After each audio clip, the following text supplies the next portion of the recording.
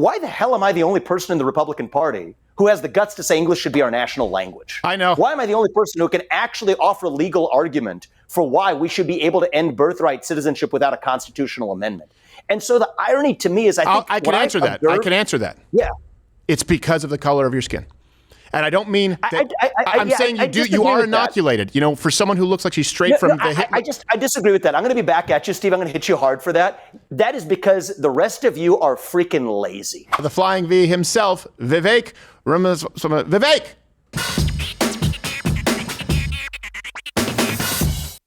Vivek, always glad to have you. Can you hear me, see me, sir? I can. Vivek Ramaswamy. It's just the usual spelling. You know, I don't care. Standard. The reason why I think it's because I'm Indian. Yes, that's exactly right. That is absolutely right. By the way, I do appreciate, though, that you have a studio where we can see you, and it's not a blue shirt on a blue background where you look like the floating Homer head in the Japanese commercials. This looks. It only took me a year of running for president to figure some of these things out. Yes, so that's true. Put that at the top of the learnings from the last year. And before we cover this, look, this interview, of course, has picked up steam. Where's the best place for people to go to the original source and watch it? What you have put out there to the public? Apple, Spotify, YouTube, name it. But those three, wherever you get your podcasts, as they say, go get it. The funny thing is, this was supposed to be the relaunch of a podcast I started during the presidential campaign.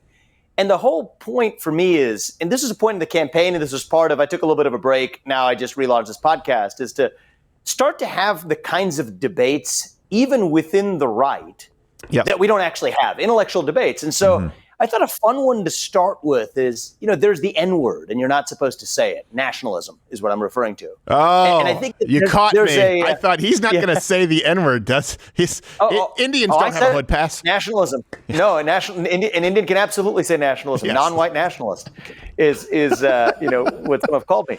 But I think that was an interesting discussion about what it means to be a nationalist. And so I thought, let's get somebody who was actually thought deeply about this. Right. And Ann Coulter's on that list. And so this is the first episode of the relaunched podcast I kind of started during the presidential campaign. And what do you know? She starts with a wake-up call, a dose of coffee, but she was honest, saying she couldn't have voted for me even though she agreed with everything I said because I'm an Indian, which I thought set up for actually a really interesting conversation that followed. I think it was. I would like to roll one clip. So if you can say the N-word nationalist, I guess that would make members of Congress House nationalists. So we're running down that trail here. I want to show this clip because I think it's okay. He's not running for president now. I said the only thing is, I mean, members of the House, they're actually not. Actually, most people are very afraid of this word nationalist, right? So if only we could have gotten there, that might have been interesting. No, you're right. You know what? You're right. We should talk about it. It's the actual people on the ground out there doing the work who are nationalists, field nationalists. So the point that I wanted to discuss here is you made and I think that I agree with you. I agree with almost everything that you both said. But I'd like to give you the chance to clarify this because I think that some wires have gotten crossed with people who watch this, where you talked about how the right shouldn't be reactionary. And then let me just take a moment to explain what my perspective is on it and then give you the floor. So let's run the clip here really quickly. We might have even in what I may call our wing, if I may take that liberty of the future conservative movement, one that is accidentally defined by the threat we're reacting to rather than affirmatively defined on our own terms, right? Individual, family, nation, and God serving as the alternative vision to race, gender, sexuality, and climate. And I think it's a hard thing to do. My definition of American identity has nothing to do with what that person has to say. It's going to be independent and stand regardless of it. And I just worry, we've had such a candid conversation, and I'll just close in candor. I worry that a little bit of even a deep, thoughtful, philosophically grounded and committed person like your vision of our national identity may itself be in part a projection of a response guided by people who hate this country, who should have nothing to do with defining what a person like you believes it means to be a citizen of this nation. Okay, so really quickly, my perspective here, and we're going to have Alex Rosen on, one of the original, predator poachers, which has now unfortunately been copycatted by other people looking for social media clout. I agree with the idea that you shouldn't give more credence, for example, reacting to some crazy blue-haired person who has no influence, right? Though it's funny.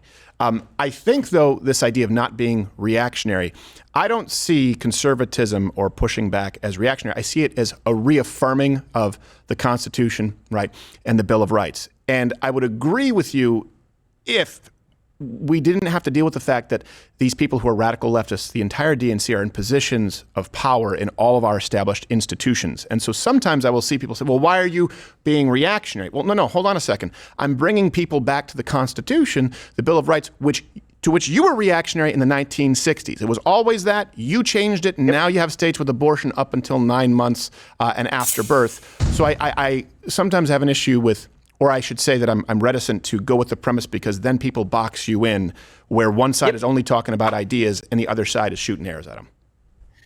Yeah, so I do believe with you, and I think it was the only presidential candidate to actually say this, that we are in the middle of a war in this country. Yeah. Okay. But I think to win a war, you have to both know who you're defeating and what you're fighting for. Okay. Sure. And so the conversation, let's just understand who you're talking to here. I mean, I've started businesses to compete head on with BlackRock, State Street, Vanguard. I wrote the book Woke Inc. before anybody in this country, certainly on the right, had heard the word woke. So I do think it's important. And I say this as a matter of self-reflection, Steve, is that I have been reactionary for much of the last 4 years. And I don't think there's anything wrong with that, so long as it doesn't blind you from actually remembering what you're fighting for. Right. And that came up in the conversation with Ann Coulter, because I think she said something that in her heart of heart, she probably, at least a version of her from before, wouldn't actually believe in, but for the current environment in this country, which is that she couldn't vote for me because of my ethnic heritage. I think that the thing I challenged her with is to say that, you know what, if we didn't have open border policies in this country, if we had a rational immigration policy like the one you just described, and I agree with you wholeheartedly in that last monologue, if we didn't have self-hatred permeating every institution in this country, from our universities to our capital markets to corporate America to our media, if we actually had a revival of national pride in this country, if English was the sole national language in this country, if we actually ended birthright citizenship for the people who broke the law to come here illegally to have anchor babies, against that backdrop, I don't think Ann Coulter would tell me to my face, I don't think she would even believe it, that she couldn't vote for me because I was of Indian heritage. And so what that has done, I believe, and I think it's beginning to happen, and I think this is the stuff of how nations end, is that the reactionary impulse takes over the very thing you were going to fight for in the first place. And I think that's where we actually err, not because there's some other noble external standard to be measured against, but because we fail to fight for the very thing we cared about getting into this arena for in the first place. Right. I mean, why the heck did I run for president? Why are you doing what you're doing? Why am I doing, and why on earth am I starting a podcast right now? I don't need to make more money. I don't need a business, but I'm doing it because I think we need to have certain conversations, especially on the right, that we're not having. And one of those conversations, and I think is relevant this year in particular, I think the reason we didn't have a red wave in 2022 is not because of abortion. It's not because of Donald Trump. It's because Republicans fell into this trap, criticizing the radical Biden agenda. And I've done that. You've done that. But it gets stale after a while, really. I mean, Biden gives us an endless list of things to criticize. We did not have an alternative vision that we actually stand for. I'm not talking about metaphysics and philosophy. I'm talking about actual affirmative policies that we stand for. Standing for merit, standing for free speech, standing for the rule of law, standing for actually making sure the people, bureaucrats we never elected, aren't the ones running government. That's a vision. Those are things to stand for. But sitting around criticizing the radical Biden agenda or the progressives on their own terms is fine. It's important. It's necessary. But we can't do it at the expense of forgetting what we're fighting for. And I think that's the mistake that Ann may have made, though I respect a lot of what she said. Sure. I think she's a thoughtful person. I think that may have clouded her own judgment, which is what I sort of called her out in the little exchange that we had on my podcast. No, and I agree with you on that. I mean, we're about to have Alex Rosen on. You know, I don't know if you saw this, Bradley Martin and Vitali, they did this thing where they tried to confront a pedophile, right? And the problem is they did it in a way where it may let this pedophile off scot-free, whereas Alex Rosen, who we've worked with, has put hundreds of them behind bars by doing his due diligence. And the different approach, and I will sort of personalize this, for example, and I was just a comedian and actor until YouTube, where I had for example, very familiar, the blue bed sheet behind me back in 2008, 2009, where I would hear my friends saying, assault weapons, assault weapons, assault weapons. And I thought, wait a second, they don't even know what that means. So I can use these tools at my disposal now, social media, YouTube was new, to do a top 5 myths about the assault weapons ban. Use the tool to draw attention to an important issue. Versus right now, someone just going, look, slow-mo shot on a gun range by a woman with large breasts. It's like, well, if your only goal is clout and attention, this is no longer a tool. The end game is attention. The end game is controversy as opposed to using it as a tool. But I do think it's very necessary to cut through. In other words, if there was no reaction at all, I mean, we were just watching CNN all day for the last several days. It's been about the political persecution of Donald Trump and these sham trials, but then taking it to, like what you said, concrete policies. I really like what you just said about a national language, because I'm going to pull a Coulter here a little bit. I think you would agree with me, because you both mentioned that people from different countries tend to, I use the term ghettoize, create these enclaves where they don't associate. And I will tell you, in Texas, that has happened with a lot of Indian immigrants. Now, I don't mean as far as crime. I don't mean as far as not paying taxes, but as far as many not speaking English and whole neighborhoods where it is entirely Indian, including Indian markets, where you will go as an American and say, this doesn't feel like the United States of America anymore. Have you noticed that with this wave of obviously a record number of Indian immigrants to the United States for tech jobs? And is solving that a national language? Like you said, English, starting with, you're like everybody else. You have to get in line and you have to follow here. Yeah, I mean, I think most of the peers who I'm next to, and this is just not a deflection of what you said, it's just true, is I feel like most people I'm surrounded by don't know how to speak English either. Well, right? yes, I think a lot of immigrants don't know how to speak English. And I think that as somebody who tries to speak the language that was bequeathed to us, is it's a deeper point. I'm not just offering that as a quip. No, it's true. I think a lot of you have a lot of self-hatred of this country from immigrants who travel to this country, who then are critical of this country, who then actually are taking advantage of this country without actually pledging allegiance to the flag. And then you got 6th and 7th generation of, some girl of a guy who grew up on the Upper East Side, now moves to Brooklyn, thinks she's a hippie, and shows up at a Hamas protest and says the same thing. So I think that is a deeper issue in our country, where if we're just playing whack-a-mole, look, no one's more hardline on illegal mass migration than me, and no one's more hardline in believing that the sole purpose of immigration policy in the United States needs to be to advance the interests of U.S. citizens who are already here, right? I hate reciting standard talking points. They bore me. But here's a fun one that nobody, I don't think, has cited, but it's a fact. 12% of the nation of Sierra Leone, 12%, country of 8 million people, talking about 950,000 people, have applied for a green card. So this isn't just the illegal migration issue. It's the source of magnitude of demand of, if we did have open borders, this is what's going to become of our country. But Steve, I think the thing that bothers me is, why the hell am I the only person in the Republican Party who has the guts to say English should be our national language? I know. Why am I the only person who can actually offer a legal argument for why we should be able to end birthright citizenship without a constitutional amendment? And so the irony to me is, I can answer that. Yeah. It's because of the color of your skin. And I don't mean that, I'm saying you are inoculated. For someone who looks like she's straight from the I disagree with that. I'm going to be back at you, Steve. I'm going to hit you hard for that. That is because the rest of you are freaking lazy. And cowards. The conservative movement has grown lazy. Cowards. People in this country have common sense. What we really lack is courage. Yes. So I'm not going to buy some BS that, like, my last name or my skin color insulates me. Think about it. I had to step down from my seal of that's the perception. You have balls, but other people won't criticize you. But let's just level at this. We're having some fun here. I stepped down from my CEO of a company, multi-billion-dollar company that I founded, led as CEO, built it from scratch, wasn't born into money, and had a choice to do what every other biotech CEO was doing in the wake of George Floyd. Chose not to do it. Did not issue a statement in favor of BLM, because saving this country involves some measure of sacrifice. Yeah. So to somebody, I get this from white friends all the time, good-hearted people. It's like, I love that you can say it because I can't. My answer is bullshit. You're just a coward. Stand up and actually say it. Yep. Stand for your actual convictions, because if you can't stand for your convictions, you don't have any at all. But the issue is no one else does say it. Right? We say it on this show, right? And then we take the arrows. Let me give you a very clear example. I come from Quebec. And the reason I say this, take the arrows. Don't cry about it. Like, that's part I'm not crying about it. I'm saying as far as the Republican Party. The Republican Party. Why aren't they saying it? I am giving you your answer. That is the answer. It's white guilt. It's not. It's their white guilt. Hold on. Let me finish here. This is important. In Quebec, and this goes to Ann Coulter's point, the only people who feel they can't say it because they've been told they can't say it are WASPs in this country. Quebec, they created language laws. They had the language police to enforce it. And by the way, this was copied across the world. This was copied across the world. They said, oh, wow, we can do this because we want to preserve a culture, French, namely French-European culture, right, Acadian culture in Quebec. And they created these language laws, which, by the way, were discriminatory against English-speaking Canadians. No one has a problem with it anywhere else except in white United States of America because they've been told they can't. Now, I don't subscribe to that, but I will tell you this. My frustration is everyone in the Republican Party, save for you and maybe Donald Trump, it's a white guilt thing. They feel they can't say English because people say, do you mean white? And they go, no, no, no, no. And they're pussies. Yeah, absolutely. You want to know what the one nation is that's spoken in other countries? Lone language that's spoken in India is English. Yeah. So why should we worry about that in the United States of America when actually that creates coherence in our nation? And so here's what I'll say is no excuses for anybody anymore.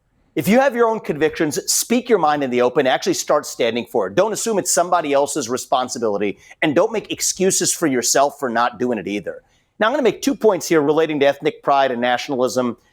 Look, I think it's weird that every other ethnicity other than the white ethnicity can take pride in their ethnic heritage.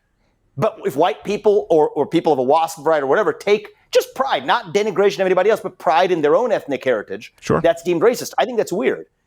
But I think it's insufficient to just stop there. I think what we're actually missing is why doesn't everybody actually start taking pride in the American civic heritage, right? So this is the way I don't want to see us go. I think it's great. The reactionary point is to make an observation that's true.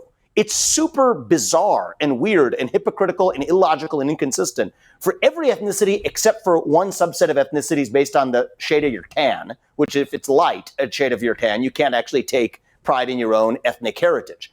Now, I think that's weird, and I think it's wrong.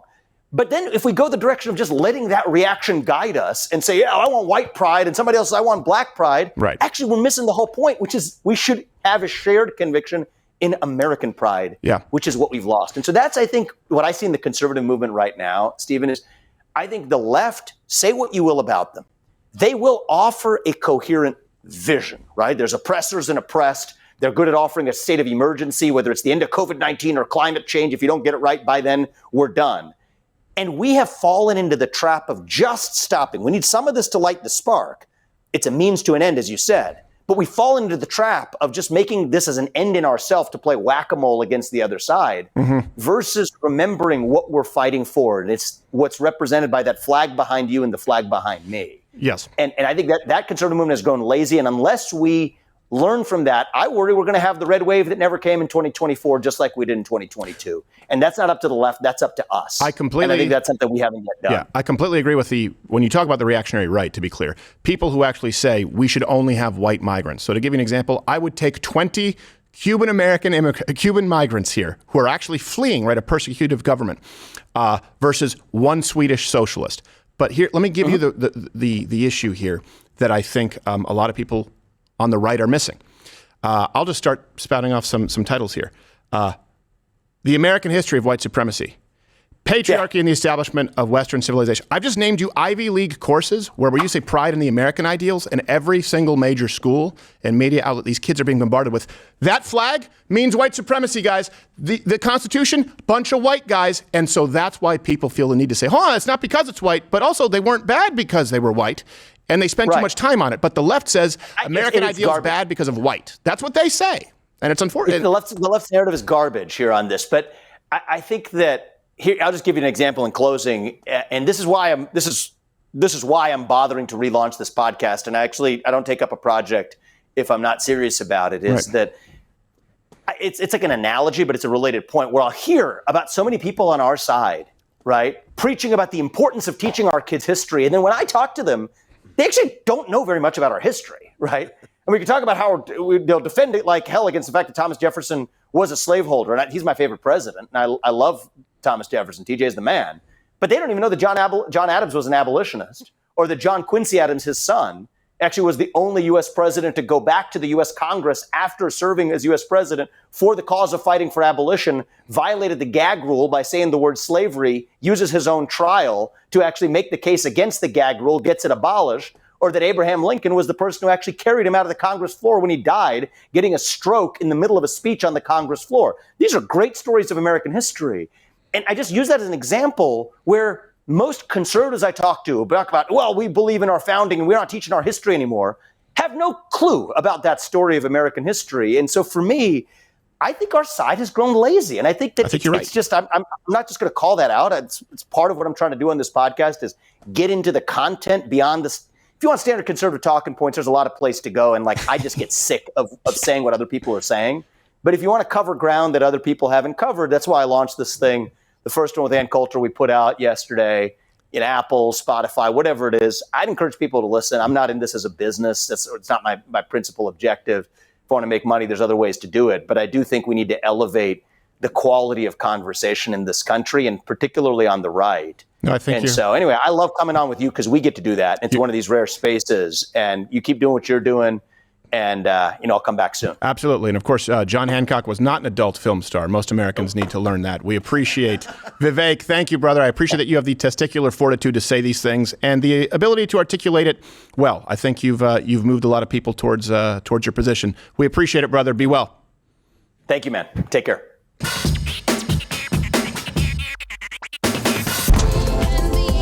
Watch Louder with Crowder live Monday through Thursday, 10 a.m. Eastern.